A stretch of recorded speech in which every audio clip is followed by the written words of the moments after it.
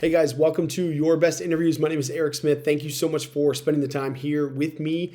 Today, what I want to talk to you about is just the three biggest questions that you need to prepare for your next interview, because more than likely, you're going to get asked these questions. So, number one is tell me about yourself.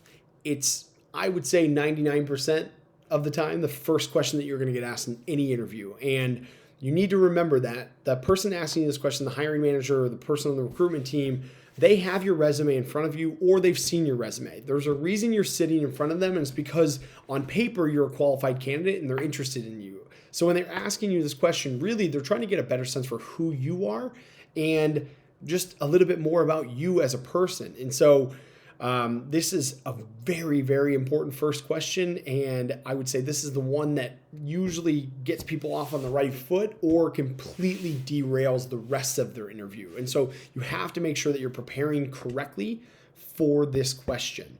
I've got a ton of videos on this one specifically, so check out my video library. How to answer, tell me about yourself. It's just strategies and different tactics for how you can consolidate your answer and get across the key things that you want. The biggest things to look out for here is just you want to make sure that you've practiced this. I can't tell you how many people try and shoot from the hip when it comes to tell me about yourself. It's your story. It's basically an elevator pitch for you, and you're trying to tie it all the way back to your education, up into why you're sitting in front of them today. And that can be a really long story. And so you have to make sure that you're practicing to make sure that you're getting across all the important information that they want to hear, right? Because ultimately they're viewing you through their own lens as a candidate screener or a hiring manager, right? And so they're listening for certain things to say, yes, this is a person that's qualified. And so you need to make sure that you're conveying all the important parts that you're going to be pulling from the job description, the key requirements, key qualifications, those things that you want to kind of mix in to emphasize that you are the right candidate, but also you need to make sure that you're being concise with your answer, right? So the number one thing that I see people doing tripping up in this is they just ramble on and on and on. I've seen people go 5, 10, 15 minutes answering this first question, and that just shows a huge lack of awareness. And so how you can coach yourself into not rambling through this first answer and ensuring that you're getting across all the important parts is to make sure that you're practicing this, right? You should have it scripted out. You should know exactly what you want to hit on. You don't have to memorize it word for word, but you should have it scripted to where you can give your answer 10 times in a row, and it's all going to be within a 15-second window of when you start and finish, right? Not the entire length, but when you're done doing it, it should end at 2 minutes or 2 minutes and 15 or maybe 1 minute and 45 seconds. It should be all pretty tight to where you can get across everything you need to say without rambling. But you want to make sure that you're keeping that concise, and how you do that is through practice. So the first one, again, tell me about yourself. Check out my other videos to dive deeper into what those specific strategies are, but you have to make sure that you're prepared for that. Number two, so if you have any work history gaps, if you don't have any work history gaps, don't expect it, but if you do, you have to make sure that you're prepared to answer this question because you're gonna get asked it, right? Typically, it's the biggest red flag that hiring managers look at on a resume is that if they see a work history gap, that's a red flag to them. Even if maybe it was you were spending more time with family, maybe it was you were traveling to rediscover yourself, maybe it was spending more time with your family. There's a lot of different reasons that people have work history gaps. And so it doesn't matter. It all matters in how you answer the question, right? If you don't have a good response to this or it catches you off guard, chances are it's going to look more like a red flag than what it actually is. And so how to prepare for this is just have an answer ready that you've scripted out. Think about, that time that you took away from work. What were you doing? And then if it's, mostly personal, or you were just traveling or, spending time with friends and family, whatever that is, think about what you did during that time to help you grow as an individual. Did you take different courses? Did you learn? Did you get into a different hobby that really helped you? Did you, volunteer? Whatever those things are, think about the positives that you did during that time for self-development or that benefited others, and list those. Say those things. During that time away, I had, I realized I hadn't been spending as much time with my family, and so I really got time to reconnect, which improved my, appreciation for this, and this. And when I made the decision that I'm ready to get back into the workforce, it just motivated me even more, having that different perspective and coming back to work with a different motivation or drive. You're just tying back to those growth points, because it's okay to have a work history gap, but you want to show that you were being proactive as an individual and that you were growing in some way, shape, or form, and that you took positives away from that time, and that has motivated you or put you in a position to be a greater asset to the company that you're interviewing for. That's how you talk about the work history gap, but you have to make sure that you're ready to answer that question, because I would say 99% of the time, if you have a work history gap, you're going to get asked that question.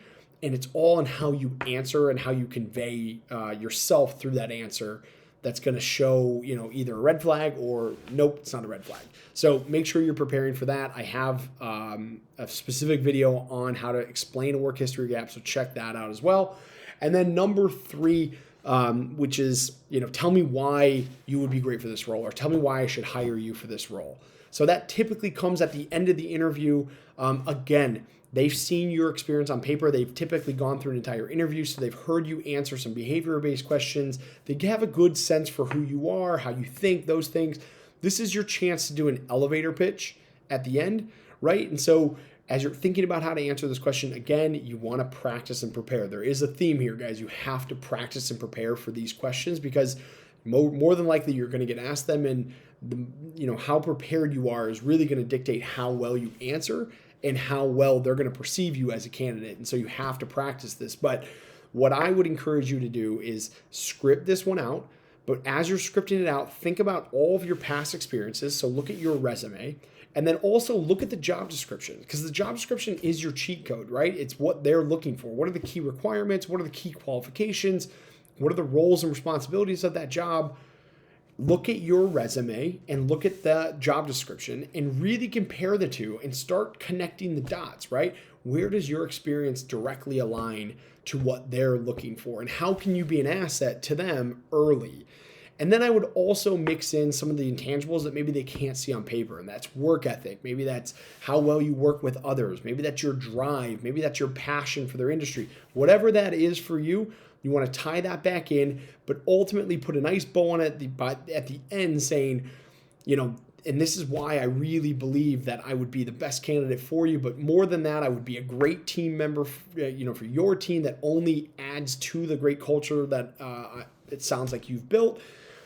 And also, I think I can really hit the ground running due to the experiences I've had that make me well suited to reduce my learning curve and add impact as quickly as possible. You're just kind of all tying it back together for them, right? So you summarize why you would be a great fit. It's directly, you don't have to talk for a long time on this. You're directly tying your experiences, your previous experiences on your resume, to what they're asking for. Not specifically reading bullet for bullet, but what you want to emphasize is just, my experience here, here, and here is really going to add a lot of value where I think you guys are looking for within, this position here, here, and here. And I also know that, the time that I spent here will directly tie in and give me a leg up so I can hit the ground running with this, this, and this. But more than that, I really believe that my work ethic and how I work within a team and how I can add to your team's culture right from day one is going to make me an invaluable team member for you. It's going to reduce my time to ramp up into this role and make your life easier. And so I really feel like I would be the best candidate. And I'm eager to hit the ground running and create impact as quickly as possible for you. You're just tying your answer back to what they're looking for, but ultimately tying it in a bow that makes you look like a really attractive candidate to the hiring manager, right? Ultimately, they're thinking about how you're going to fit in with their team, how they're going to be working with you, how much time they're going to have to spend with you to get you ramped up to be able to do the job effectively and add impact.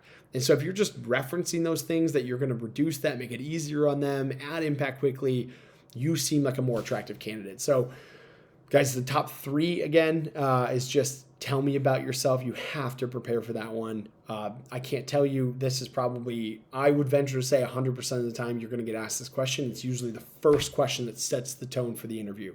So you have to script your answer, practice it, keep it concise. You should be around 2 minutes, no more, and tie the end back to why you're sitting in front of them today. Number two, if you have a work history gap, be prepared to answer that. If you don't have a work history gap, no problem.